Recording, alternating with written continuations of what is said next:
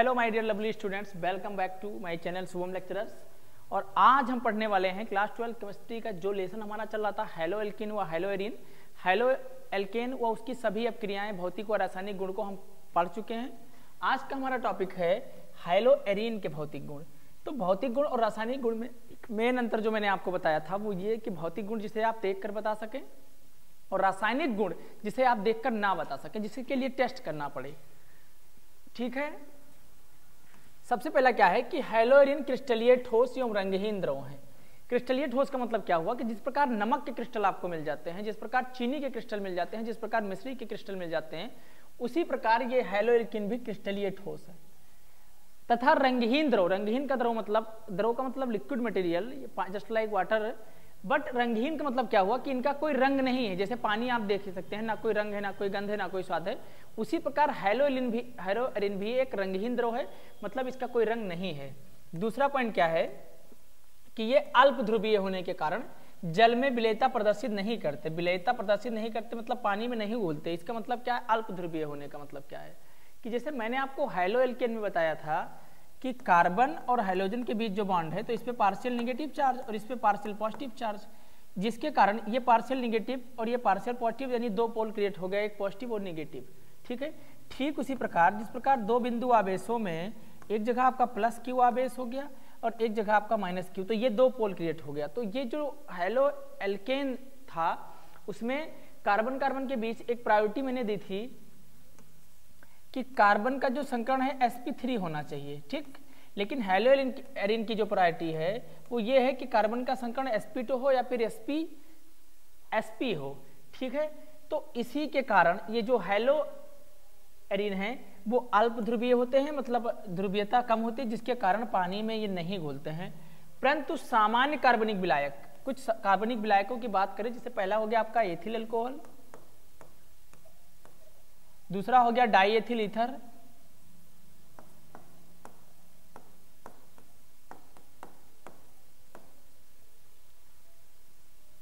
आदि में विलेयता प्रदर्शित करते हैं। ठीक है, मतलब जब आप विलेन पढ़े होंगे तो आपने एक चीज पढ़ी होगी, समान समान को घोलता है। तो वही रीजन है यहाँ पर कि ये ध्रुवीयता यानी पोलरिटी कम है, पोलर नहीं है, जिसके कारण ये पानी में विलेयता प्रदर्शित नहीं करेंगे। तीसरा पॉइंट हमारा क्या कहता है, ये अभिलाक्षणिक गंध उपस्थित होती है, मतलब स्मेल है, कुछ स्मेल होगी जिसे आप देखकर समझ जाएंगे कि ये कैसी स्मेल दे रहा है, अच्छी स्मेल है या बैड स्मेल है। ठीक है, इसका घनत्व जल की तुलना में अधिक होता है, मतलब भारी होता है, पानी की अपेक्षा भारी होता है। इसका घनत्व फ्लोरोबेंजीन से आयोडोबेंजीन तक बढ़ता है। अब क्यों बढ़ता है वो मेन रीजन मैं आपको बताने वाला हूं। इसके गलनांक व क्वथनांक क्या है, इसका गलनांक व क्वथनांक के मान एरिल समूह युक्त होने पर हाइड्रोजन परमाणु के आकार में वृद्धि के साथ बढ़ते हैं। जैसे जैसे आप किस हेलो एरीन, ये हेलो एरीन, इसका गलनांक और क्वथनांक जैसे जैसे आप देखेंगे, इसका एटॉमिक नंबर 9, इसका 17, इसका 35 और इसका क्या है 53।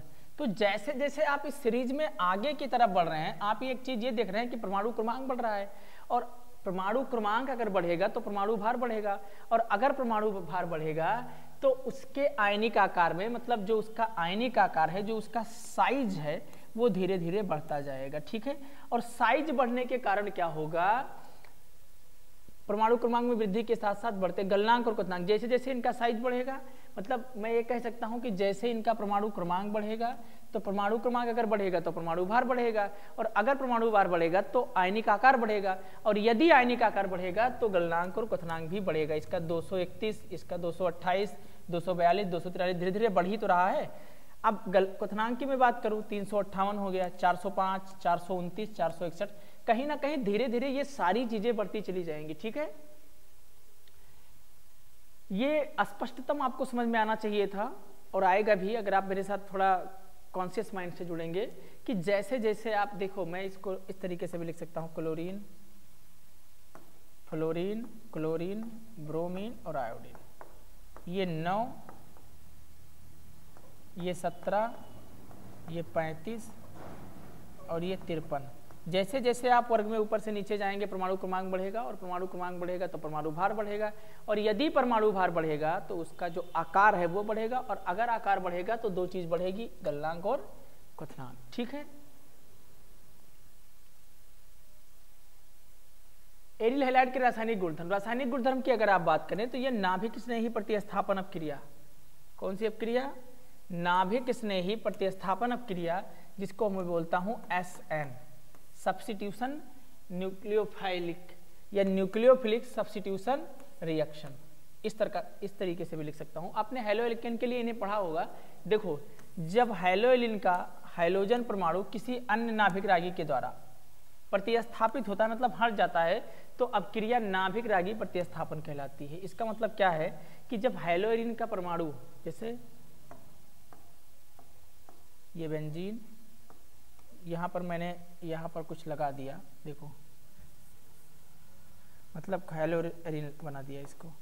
अब अगर ये यहां से हट जाए, अगर ये यहां से हट जाए और इसके स्थान पर कोई दूसरा आ जाए, तो उसे कहते हैं नाभिक रागी प्रतिस्थापन अपक्रिया, ठीक है।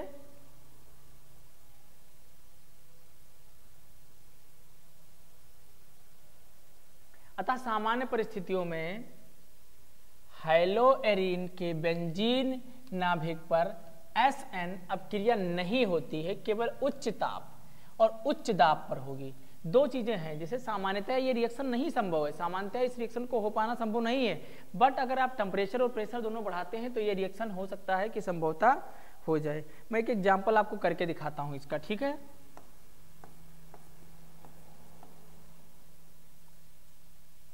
यहां पर मैंने कोई हैलोजन लगा दिया, ठीक, और जिसका प्रतिस्थापन मैं करा रहा हूं, मैं इस एक नाभिक रागी का आक्रमण करा रहा हूं OH-। अब ये यहां आएगा नाभिक रागी, ये यहां आएगा, और हाइड्रोजन के जो मॉलिक्यूल्स हैं वो कहां निकल जाएंगे? बाहर। लेकिन इसके लिए कंडीशन, प्रेशर आपका होना चाहिए 570 केल्विन। मैंने बताया था ना, उच्च दाब होना चाहिए, उसके साथ साथ उच्च ताप भी होगा, उच्च दाब और उच्च ताप होगा, जिसके कारण ये जो हैलोजन मॉलिक्यूल्स हैं,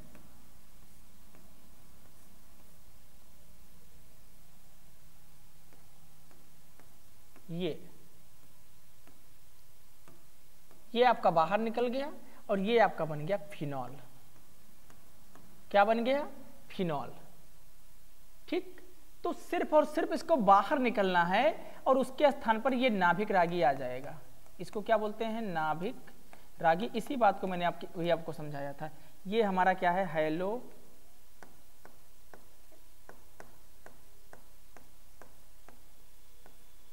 एरिन, और ये क्या है? नाभिक रागी। ये फिनाइल मिल गया, ये हैलोजन का आयन बाहर निकल गया, ठीक है। अब पहला हमारा है हैलोजनीकरण, ठीक है। हैलोजनीकरण क्या है?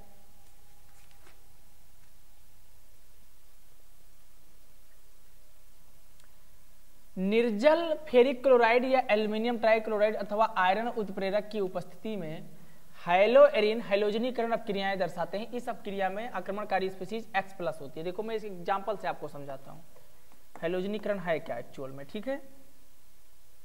मैंने क्या किया कि एक बेंजीन ले लिया। क्या ले लिया? बेंजीन।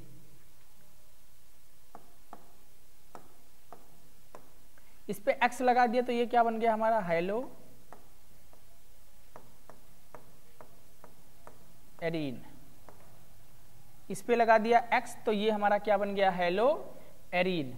अब चलो ठीक है, मैंने मान लिया कि आपने यहाँ पर एक बेंजीन लगा दिया और बेंजीन पर आपने X लगा दिया तो ये आपका हैलोएरिन बन गया। और X का मतलब भैया मैंने ऑलरेडी, बाबू मेरी बात ध्यान से सुनो समझो, मैंने आपको बहुत बार बताया है कि X का मतलब होता है क्लोरीन, फ्लोरीन, ब्रोमीन या फिर आयोडीन। ये चारों स्पीशीज हो सकती हैं, ठीक है।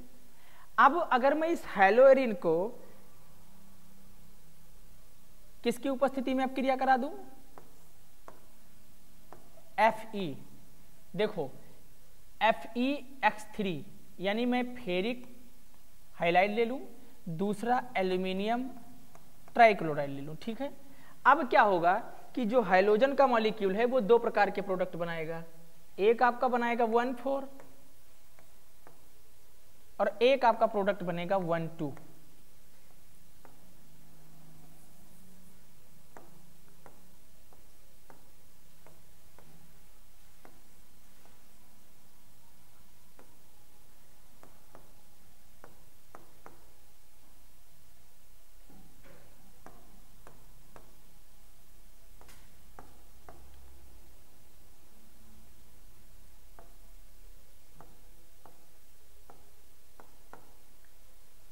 1 2 3 और 4, इसको बोलते हैं 1 4, ठीक, इसको बोलते हैं 1 2।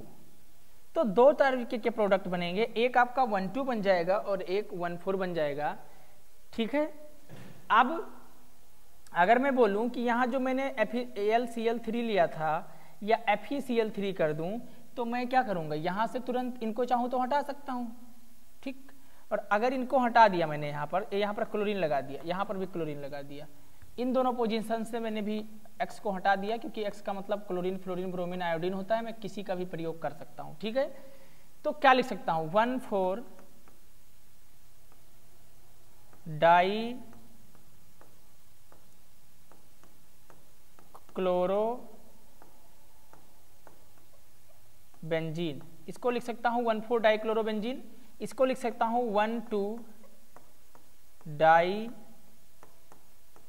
Chloro benzene. क्या लिख सकता हूँ, इसको लिख सकता हूँ 1 4 डाई क्लोरो बेंजीन, और इसको लिख सकता हूँ 1 2 डाई क्लोरो बेंजीन। यही हमारी क्या है, हाइलोजनीकरण। हाइलोजन के अतिरिक्त अणुओं को जोड़ना, हाइलोजन के अतिरिक्त अणुओं का जुड़ना ही क्या कहलाता है, हाइलोजनीकरण, जिसमें आपने फेरिक क्लोराइड की उपस्थिति में और एल्युमिनियम ट्राइक्लोराइड की उपस्थिति में हाइलोरिन की अपक्रिया कराई, तो आपको दो प्रोडक्ट मिला, एक मिला 1 2 डाइक्लोरोबेंजीन और एक मिल गया 1 4 डाइक्लोरोबेंजीन, चूंकि दो प्रोडक्ट बनते हैं, ठीक है। अब अगला है हमारा सल्फोनीकरण, सल्फोनीकरण, ठीक। एक बात ध्यान रखिएगा, अगर हाइलोजनीकरण कहता है तो आप सीधे सीधे किसी हाइलोजन से रिएक्शन कराएंगे, अगर सल्फोनीकरण कहता है तो आपको सल्फ्यूरिक एसिड लेना है और सल्फ्यूरिक एसिड के प्रेजेंस में रिएक्शन कराना। अब देखो, यदि आप सल्फ्यूरिक एसिड लेते हैं, अगर मैं सल्फ्यूरिक एसिड का आयनन करूं तो मुझे दो चीजें मिलेंगी, एक मिलेगा H और दूसरा मिलेगा HSO4-, ठीक। अब इसका भी अगर मैं आयनन करूं तो हमको मिल जाएगा SO3H+, ठीक। इसको मैं दो तरीके से लिख सकता हूं, एक तो इस तरीके से और दूसरा इस तरीके से, HSO4- और दूसरा लिख सकता हूं HSO3+। इसको बोलते हैं सल्फोनिल ग्रुप। कौन सा ग्रुप बोलते हैं, सल्फोनिल ग्रुप। कौन सा ग्रुप, सल्फोनिल ग्रुप। अब यहां पर यही होने वाला है कि हाइलोबेंजीन को सधूम हाइड्रोजन सल्फेट, यहां पर इसने थोड़ा मिस्टेक करके लिखा है इन्होंने, ये लिखा होना चाहिए H2SO4 सल्फ्यूरिक अम्ल, अथवा सांद्र H2SO4 के साथ में गर्म करने पर सल्फोनीकरण की क्रिया द्वारा 2 क्लोरोबेंजीन सल्फोनिक अम्ल तथा 4 क्लोरोबेंजीन सल्फोनिक अम्ल का निर्माण होता है। किस प्रकार आप रिएक्शन कराते हैं, देखो मैंने एक एग्जाम्पल के थ्रू बताता हूं। मैंने सबसे पहले हाइलोएरिन ले लिया, ठीक, ये तो आपका हाइलोएरिन है ही है। इसको रिएक्शन किसकी उपस्थिति में कराना है, H2SO4, यानी ये हमारा क्या है, सल्फ्यूरिक अम्ल। कौन सा अम्ल है, सल्फ्यूरिक अम्ल, ठीक है। तो आपको ध्यान रखना है कि जब भी सल्फोनीकरण होगा तो आपको सल्फ्यूरिक एसिड ही लेना है। अब जब आप रिएक्शन कराएंगे तो मैंने आपको बताया सल्फोनिल ग्रुप जुड़ेगा। कौन सा ग्रुप जुड़ेगा, सल्फ्यूरिक एसिड के साथ रिएक्शन कराएंगे, सल्फोनिल ग्रुप। लेकिन प्रोडक्ट आपके दो बनेंगे, दो प्रोडक्ट कैसे, मैं बना के दिखाता हूं अभी।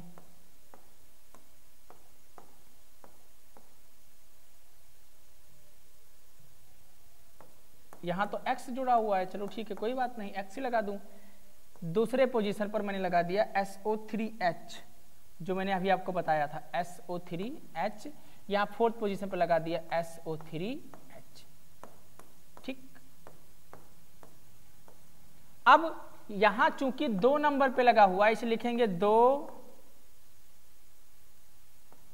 बेंजीन सल्फोनिक अम्ल, 2 बेंजीन सल्फोनिक अम्ल। और यहां अगर आप देखेंगे तो 1 2 3 और 1 4, ये फोर्थ पोजीशन पर लगा तो लिखेंगे 4 बेंजीन सल्फोनिक अम्ल, ठीक है। एक हमारा बन गया 2 बेंजीन सल्फोनिक अम्ल और दूसरा बन गया 4 बेंजीन सल्फोनिक अम्ल, यानी एक प्रोडक्ट हमारा जाहिर सी बात है 1 2 बन गया और एक प्रोडक्ट हमारा 1,4 बन गया, यानी 1,2 का 4, 4,2 का 1, यही हो रहा है बस। दोनों में प्रोडक्ट, जब भी बेंजीन हेलोरिन किसी के साथ रिएक्ट करेगा दो ही प्रोडक्ट बनाएगा, एक 1,2 और एक 1,4। ठीक है, इतने मैंने आपको समझाया था कि ये दोनों पोजीशंस आपकी पैरा हैं, ये दोनों आर्थो हैं, और ये दोनों पोजीशंस आपकी क्या है, मेटा। तो मैं चाहूँ तो इसको आर्थो बेंजीन सल्फोनिक अम्ल भी लिख सकता हूँ, इसको चाहूँ तो पैरा बेंजीन सल्फोनिक अम्ल भी लिख सकता हूँ। ठीक है, मैं यहाँ आगे लिख दे रहा हूँ, ये आर्थो बेंजीन सल्फोनिक अम्ल लिखा जा सकता है, और ये पैरा बेंजीन, क्योंकि यहाँ पैरा पोजीशन पर आपका सल्फोनिल ग्रुप लगा हुआ है, यहाँ आर्थो पोजीशन पर लगा हुआ है। ठीक है, नोट कर लीजिए इसे। अगला हमारा टॉपिक है नाइट्रीकरण। देखो, हेलोबेंजीन को सांद्र नाइट्रिक अम्ल अथवा सांद्र H2SO4 के साथ नाइट्रीकरण पर आर्थो पैरा नाइट्रोक्लोरो बेंजीन का मिश्रण प्राप्त होता है। कैसे, देखो मैंने हेलोरिन ले लिया सबसे पहले,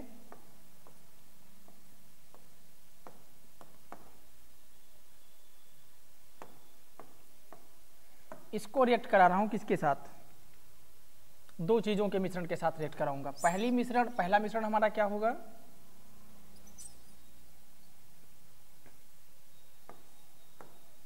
पहला तो आपका HNO3 है, और दूसरा आपका क्या है, H2SO4 यानी सल्फ्यूरिक अम्ल। ठीक, दो चीजों के मिश्रण के साथ नाइट्रीकरण करेंगे, एक तो नाइट्रिक अम्ल, दूसरा सल्फ्यूरिक अम्ल। अब जब दो चीजों के मिश्रण के साथ आप नाइट्रीकरण करेंगे तो आपको फिर से वही मिलने वाला है, 1,2 का 4, 4,2 का 1। किस तरीके से, देखो अगर आप सल्फ्यूरिक अम्ल के साथ रिएक्शन कराते हैं तो आपका सल्फोनिल ग्रुप जुड़ेगा। अगर आप सल्फ्यूरिक अम्ल के साथ रिएक्शन कराते हैं तो आपको सल्फ्यूनिल ग्रुप जोड़ना है, और अगर आप नाइट्रिक अम्ल के साथ में रिएक्शन कराते हैं तो आपको नाइट्रो ग्रुप जोड़ना है। कौन सा ग्रुप जोड़ना है, नाइट्रो ग्रुप। ठीक है, इतनी बात आप ध्यान रखिएगा कि यदि कहीं सल्फ्यूरिक अम्ल के साथ रिएक्शन हो रहा है तो सल्फोनिल ग्रुप जुड़ेगा, और यदि नाइट्रिक अम्ल के साथ रिएक्शन हो रहा है तो आपका नाइट्रो ग्रुप जुड़ेगा। ठीक है, दो प्रोडक्ट बनाऊंगा मैं,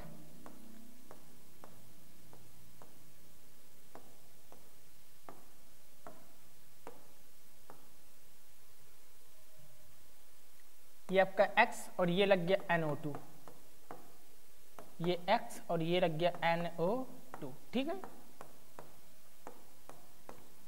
इसको बोल सकता हूं 2 नाइट्रो 1 हेलो 2 नाइट्रो, या फिर हाँ यही लिख सकता हूं 1 हेलो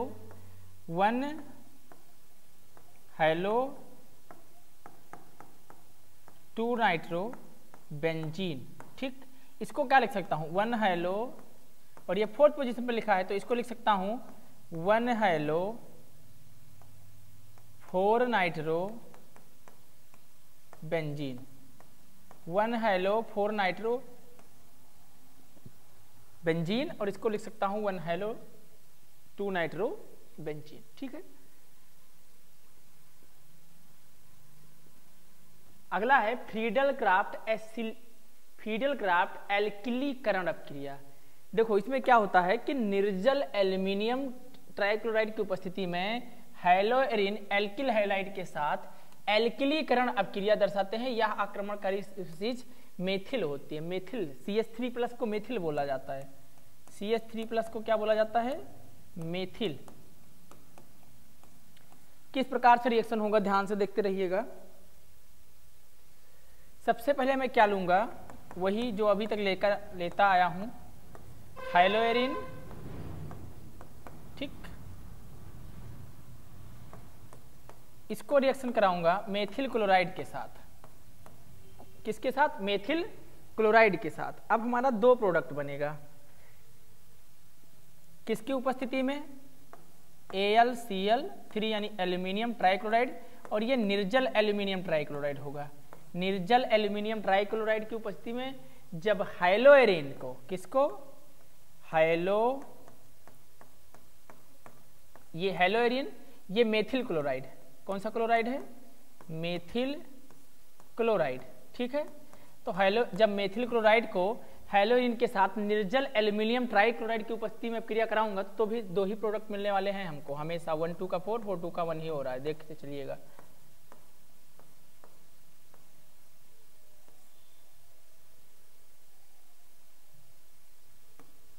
ये X और ये X, यहाँ 2 नंबर पर हमारा मेथिल ग्रुप लग जाएगा और यहाँ लग जाएगा 4 नंबर पर, ठीक। अब पहले वाले को मैं बोल सकता हूं आर्थो हैलो टॉलुइन, ये आर्थो पोजीशन पर लगा है तो इसको क्या बोल सकता हूं, आर्थो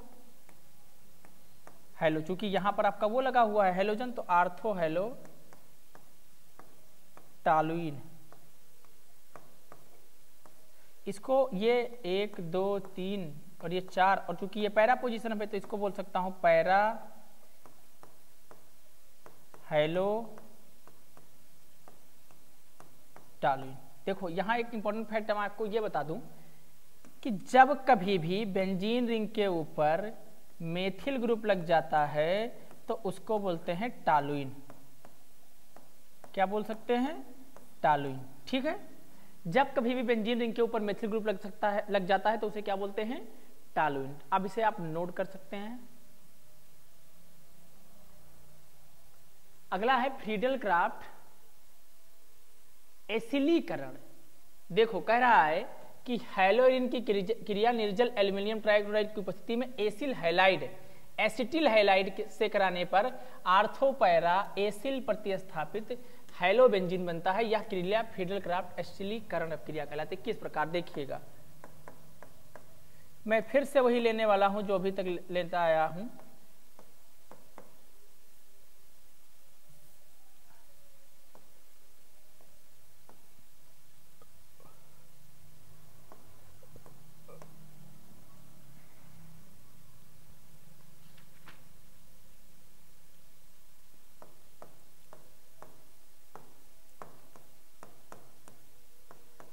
इसको बोलते हैं एसिटिल हैलाइड। क्या बोलते हैं, एसिटिल हैलाइड। क्योंकि बाकी इसको तो आप जानते ही हैलोइरिन है। अब किसकी उपस्थिति में अब क्रिया होती है, निर्जल AlCl3, निर्जल एल्यूमिनियम ट्राइक्लोराइड। अभी भी 2 प्रोडक्ट बनने वाला है। आपका ये वाला जो ग्रुप है, ये इतना 2 प्रकार के प्रोडक्ट में लग जाएगा और जिस पोजीशन से जुड़ेगा वहां से जो हाइड्रोजन निकलेगा, जैसे यहां पर भी तो एक हाइड्रोजन है, वो इस क्लोरीन के साथ क्या मिला लेगा, HCl। किस तरीके से, देखिए 2 प्रोडक्ट बनेंगे, एक बनेगा 1 2 और एक बनेगा 1 4।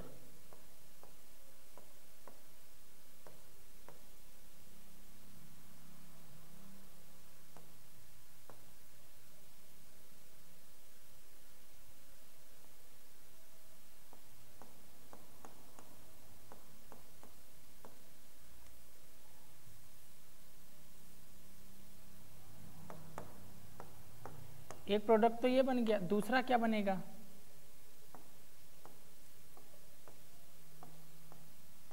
यहां पर X, यहां पर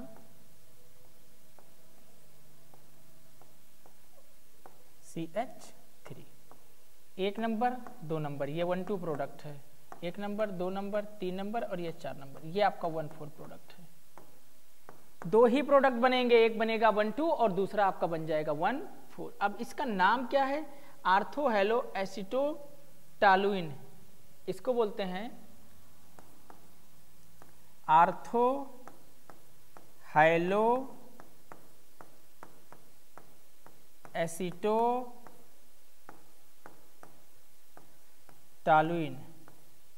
इसको बोलते हैं पैरा हैलो एसिटोटॉलुइन। इसको आर्थो हैलो एसिटोटॉलुइन और उसको पैरा हैलो, क्योंकि ये आर्थो पोजीशन पर लगा हुआ है और ये आपका पैरा पोजीशन पर लगा हुआ है, ठीक है।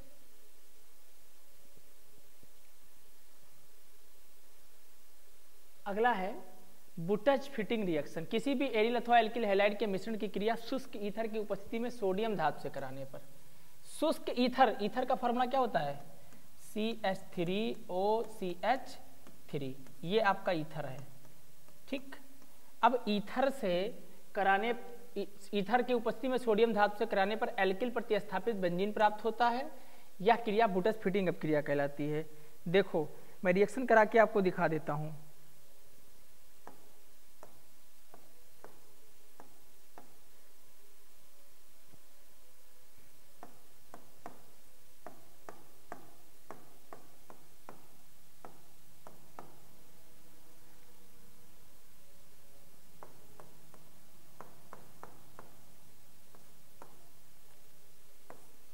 ये सोडियम है और ये शुष्क ईथर की उपस्थिति में अपक्रिया हो रही है, यानी मैं ईथर का फार्मूला लिखूंगा यहाँ पर, शुष्क ईथर, ईथर ही लिख देता हूँ, CH3OCH3, ये आपका ईथर का फार्मूला है। ठीक है, जब आप रिएक्ट कराएंगे तो प्रोडक्ट बनेगा 2NaX, और ये वाला जो ग्रुप है आपका, ये जाकर इस कार्बन से जुड़ जाएगा इस प्रकार।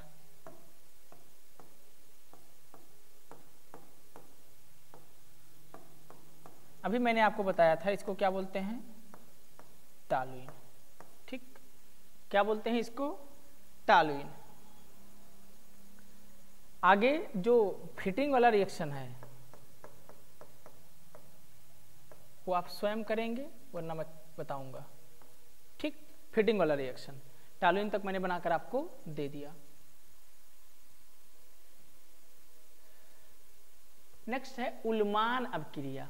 देखो, जब आइडोएरिन, कौन सी एरिन, आइडोएरिन को एक बंद नली में ताम्र चूर्ण के साथ गर्म किया जाता है तो डाइफेनिल बनता है। यह क्रिया उल्मान अपक्रिया कहलाती है। कौन सी अपक्रिया, उल्मान अपक्रिया। उल्मान अपक्रिया में होता क्या है, आइडोएरिन मतलब बेंजीन रिंग के साथ हमको इस बार क्या जोड़ना है, आयोडीन, इसको बोलते हैं आइडो एरिन। आइडो एरिन का रिएक्शन किसके साथ हो रहा है, कॉपर के साथ। किसके साथ हो रहा है, कॉपर के साथ, या ताम्र चूर्ण। और जब ताम्र चूर्ण के साथ आप कॉपर को रिएक्ट कराएंगे तो आपका प्रोडक्ट बनेगा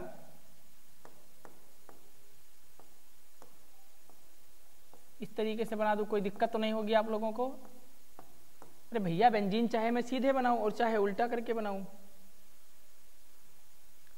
और बंद कर और रिएक्शन कराऊंगा इसके आगे। जब अपक्रिया होगी तो ये आपका क्या बना लेगा, डाइफेनिल, यानी 2 फेनिल ग्रुप को मुझे जोड़ना है इस तरीके से।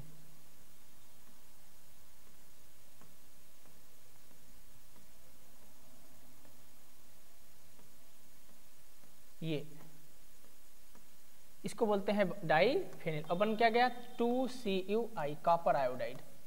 इसको बोलते हैं डाइफेनिल, यानी 2 फेनिल ग्रुप आपस में जुड़ते हैं तो वो हमारा क्या कहलाता है, डाइफेनिल। आज का लेक्चर यहीं पर समाप्त होता है। मिलेंगे नई ऊर्जा और नई उम्मीद के साथ नेक्स्ट वीडियो में। तब तक आप जो भी रिएक्शंस आपको बताए गए हैं उनको प्रैक्टिस करके देख सकते हैं, और एक जो मैंने HW के लिए दिया है उसे भी आप करके देखिएगा। अगर नहीं होगा तो मैं नेक्स्ट वीडियो में जरूर उसको बताऊंगा आपके लिए। तब तक हमारे साथ बने रहिए। आज के लिए इतना ही काफ़ी है। जय हिंद।